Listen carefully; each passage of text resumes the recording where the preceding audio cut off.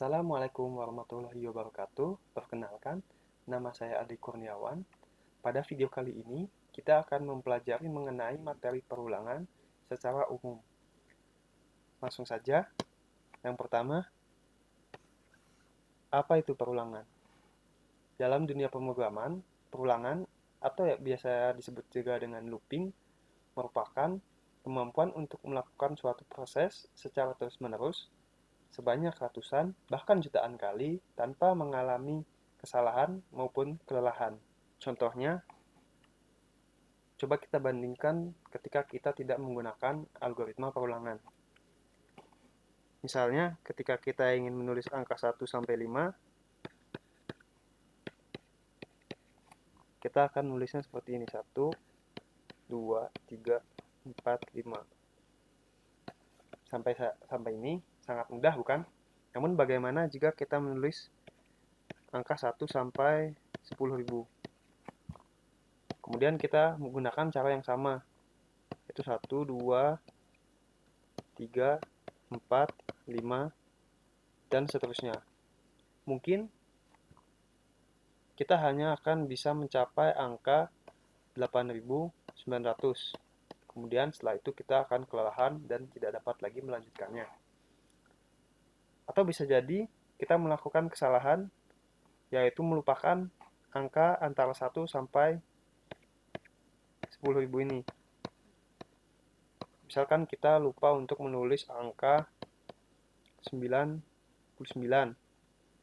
atau kita lupa menulis angka 7.800. Nah, hal-hal seperti ini dapat dicegah dengan menggunakan algoritma perulangan. Selanjutnya adalah jenis perulangan. Perulangan memiliki 3 jenis yang dikelompokkan menjadi 2 kelompok. Yang pertama adalah counted loop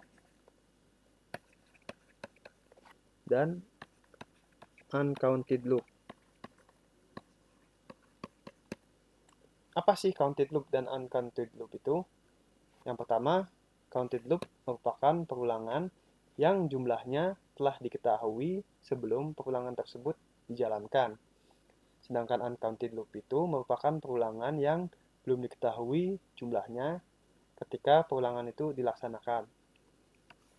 Contohnya, contoh counted loop yang pertama adalah ketika kita ingin push up, kita harus tahu dulu berapa kali kita harus melakukan push up tersebut. Misalkan kita akan push up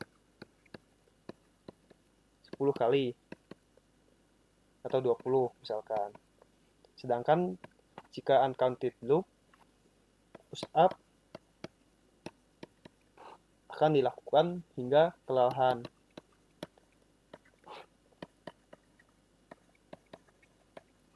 Nah, pada contoh ini, yang pertama, kita tahu berapa kali push up itu akan dilakukan. Yang pertama adalah 10 atau 20. Sedangkan pada contoh yang kedua, kita tidak mengetahui berapa kali push up ini akan dilakukan. Namun, di sini terdapat kondisi yaitu hingga kelelahan. Jika pada contoh pertama push up akan berhenti setelah 10 kali, namun yang di bawah akan berhenti ketika kita kelelahan. Contoh lain, counted loop adalah memasukkan 3 sendok gula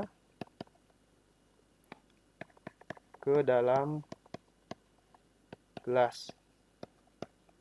Nah, kita sudah tahu berapa kali akan memasukkan sendok gula ini, yaitu 3 kali. Sedangkan contoh untuk uncounted loop-nya adalah memasukkan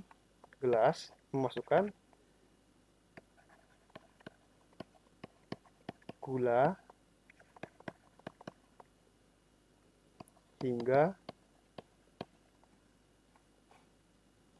teh terasa manis. Ini gelas teh ya maksudnya.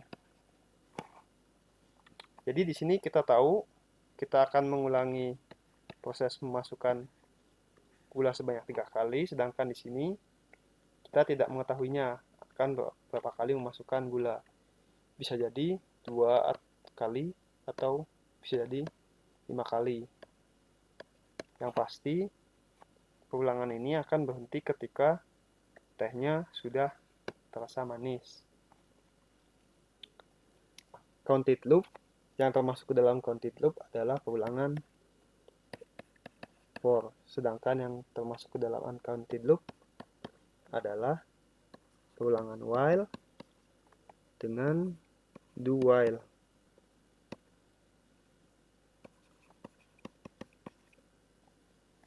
Oke, selanjutnya sebelum kita mencoba untuk membuat struktur perulangan dalam bahasa C, kita perlu mengetahui beberapa istilah yang biasa digunakan dalam perulangan. Yang pertama adalah variabel kendali. Variabel kendali ini digunakan untuk mengatur jalannya perulangan. Kemudian yang kedua ada inisialisasi.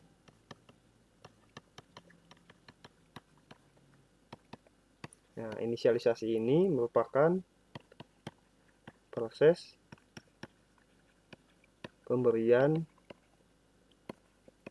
nilai awal pada variabel kendali. Biasa dituliskan misalkan int i sama dengan 0. I ini merupakan variabel kendali. Sedangkan proses ini, yaitu memasukkan nilai 0, merupakan proses inisialisasi.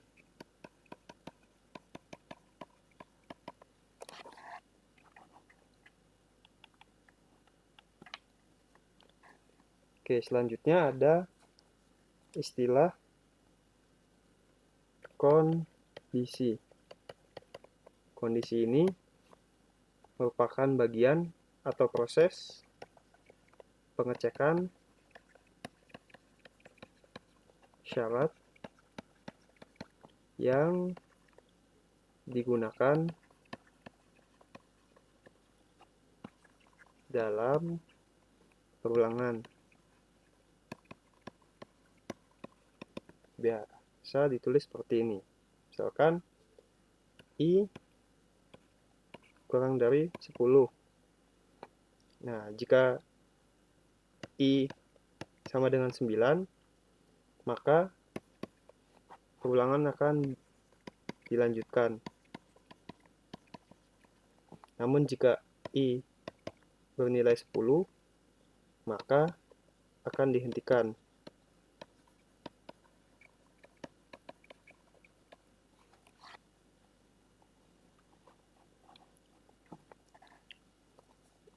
Istilah selanjutnya adalah iterasi.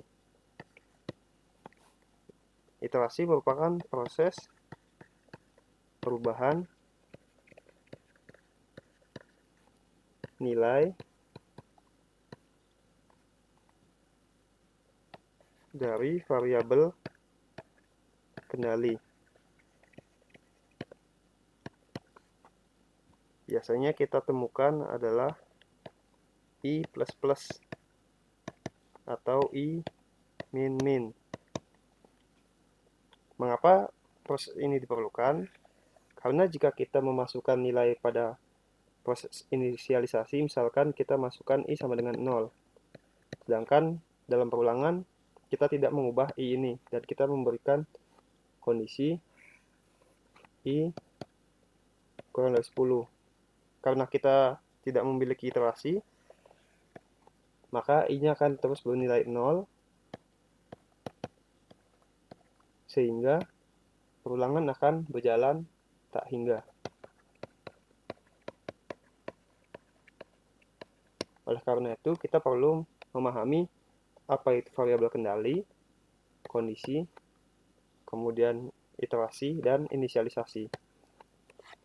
Oke, mungkin itu saja penjelasan saya pada video kali ini. Kurang lebihnya mohon maaf. Kita lanjutkan lagi di video selanjutnya. Terima kasih.